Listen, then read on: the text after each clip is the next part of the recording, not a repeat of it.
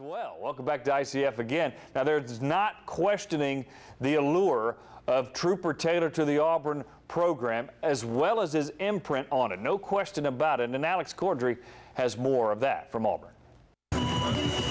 To his players, he's more than a coach. He's a father figure. On the field, in between the lines, it becomes very intense, because he just tries to bring out the best in you. But, off the field, he's always there for you. Assistant head coach and wide receivers coach Trooper Taylor is a big reason why Auburn's football team is about family. You can't love family in slices. You got to take them just like they are. I can't love Henry Blake just when he's catching balls, but when he has something off the field that's bothering, I'm not there for him. It's not going to be that way. It derives from the close relationship Taylor had with his father and a tradition they shared while he was growing up.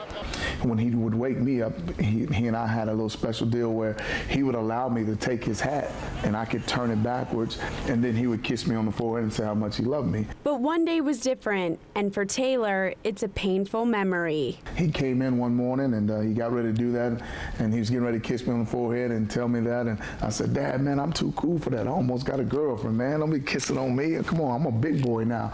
And he said, "All right, big boy, I understand that. I got you." And he walked out, and that was the last time I saw him alive.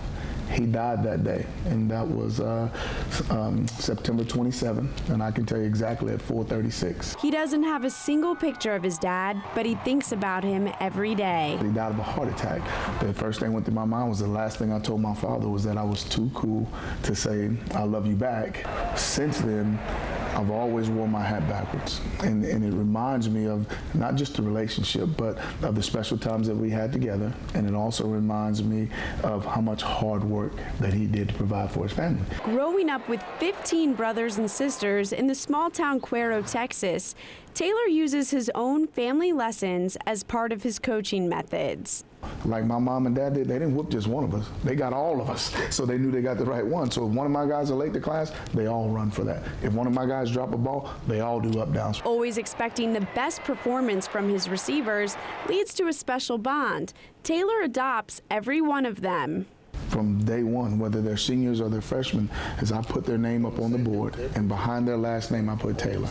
I want them to be a part of my family. I want them to feel that way, and so when you talk to them, they'll tell you I put Taylor right behind Quindarius Carr, Taylor, Henry Blake, Taylor, because I want them to understand that you're not only going to represent your family back home, but you're going to represent mine. The relationships with his players instills high values and a winning mentality. It's about making a difference in their lives. My guys on this team, if you ask them about doing right, they'll simply say, if you do right, right will follow you.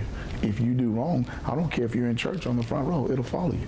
And that's the simple message that we send to our guys, doing things right, the Auburn way. Each Saturday as Taylor walks the sideline, he'll be wearing a cap on backwards, honoring the man who had the biggest impact on the type of person he is today.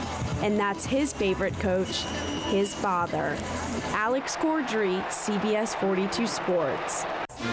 Thanks a lot, Alex. Great story there. Now, hard to figure who the key target is for Auburn so far. You remember